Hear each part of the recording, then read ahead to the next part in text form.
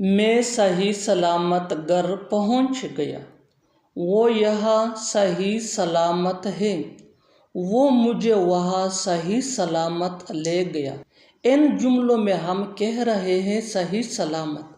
सही सलामत के लिए इंग्लिश में यूज़ होता है सेफ एंड साउंड। सही सलामत के लिए इंग्लिश में यूज़ होता है सेफ एंड साउंड। आइए कंप्लीट स्ट्रक्चर देखते हैं। Complete sentence plus safe and sound. Complete sentence plus safe and sound. आगे डिटेल से समझाता हूँ मिसालों से। मैं सही सलामत घर पहुँच गया। आई arrived home safe and sound. I arrived home safe and sound. वो यहाँ सही सलामत है। He is safe and sound here. He is safe and sound here. वो मुझे वहाँ सही सलामत ले गया। वो मुझे वहाँ सही सलामत ले गया। He took me there safe and sound. He took me there safe and sound. तुम्हारी टक्कर का कोई नहीं है।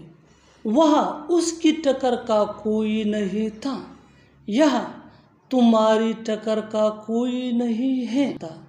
इन जुमलों में हम कह रहे हैं टक्कर का नहीं होना। इसके लिए इंग्लिश में यूज़ होता है नो मैच। आइए कंप्लीट स्ट्रक्चर समझते हैं। सब्जेक्ट प्लस हैज़ या हैव या हैड।